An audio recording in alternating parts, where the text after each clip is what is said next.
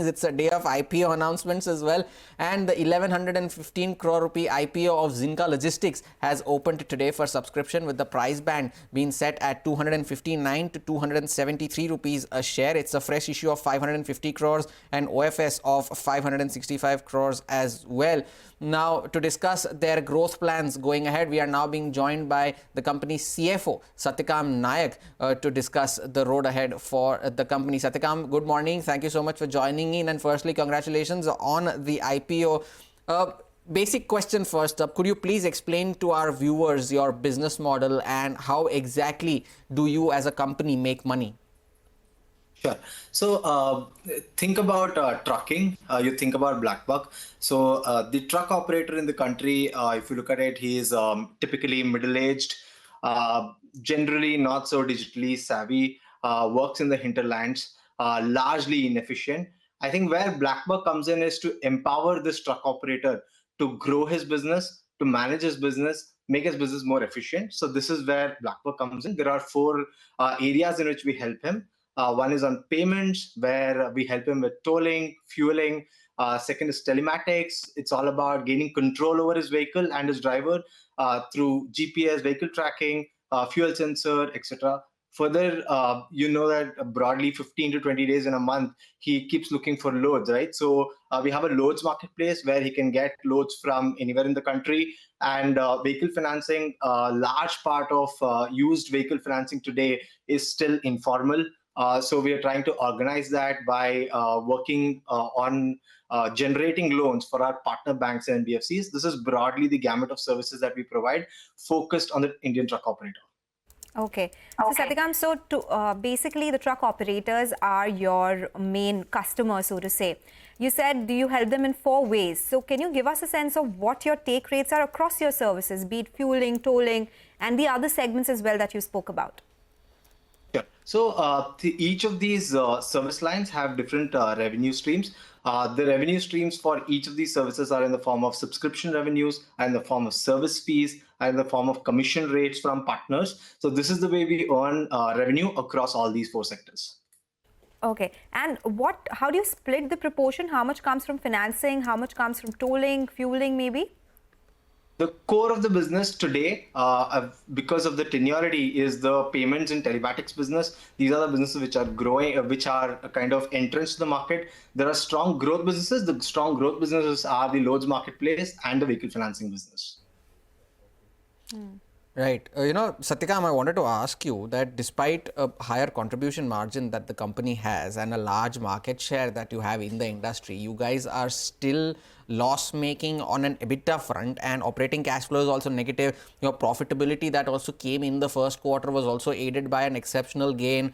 What would you attribute that to? And not asking you for a specific number, but do you have a timeline as to when do you turn profitable, A, on an EBITDA level as well as on a profit level?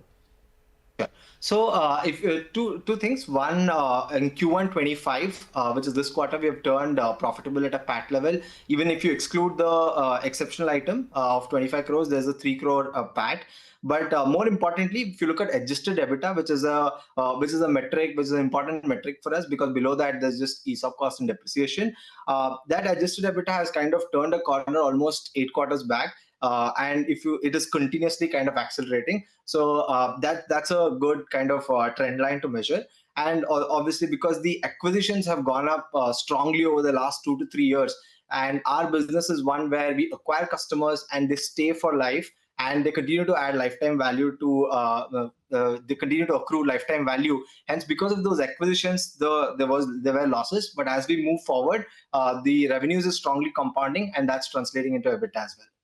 Okay, so let's get in Rajesh Yabaji as well. He's the CMD and CEO of the company. Rajesh, in that case, what do you intend to do with the money raised?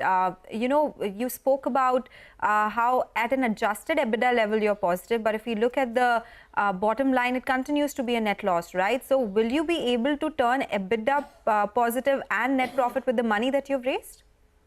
Yeah, I mean, just iterating what Satyakam just said, the company has, even without the exceptional item, has made profit in the first quarter at a PAT level.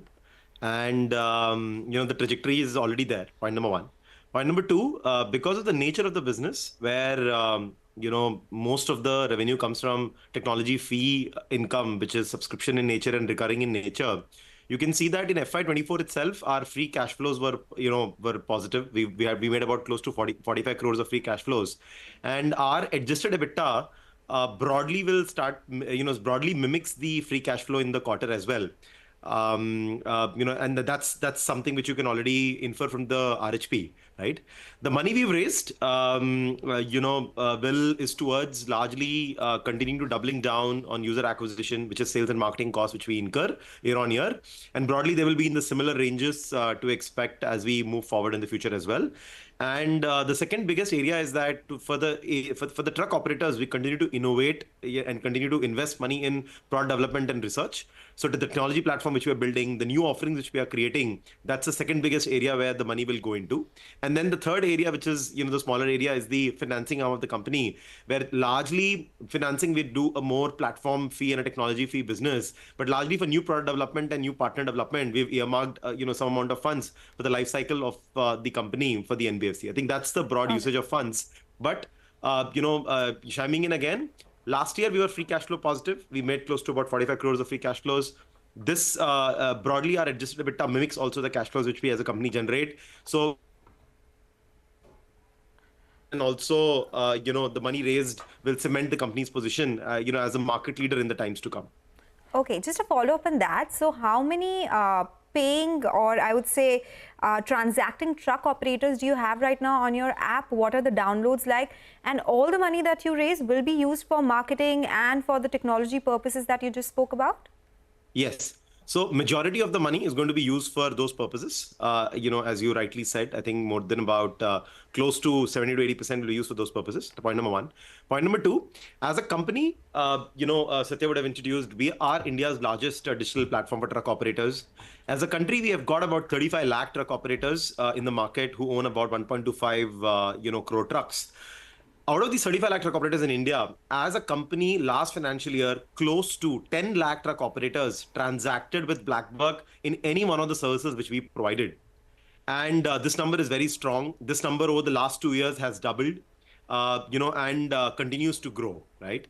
And each of these services are at varied degrees of penetration. The entire game plan of the company has always been that how do we penetrate deep into every village, every trucking specific and trucking relevant village in the country, get the truck operators, trust us, trust technology, trust methods of going, the online methods to do business. And once, they become our customers, it becomes sort of a gateway towards distributing and, selling more products. So our first foray was into payments, which took as a company 3 years for us to achieve 1 lakh users. Then we launched telematics. As a company, we took about 22 months to get to 1 lakh users. When we launched our loads product, it took close to about 9 months. So basically, our ability to distribute products has gotten better and better. And as a result of the investments in sales and distribution and servicing, which we have conducted over the past 3-4 years, as a company, this is how we've sort of continued to grow.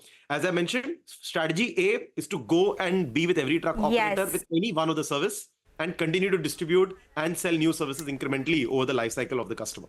Right. Okay.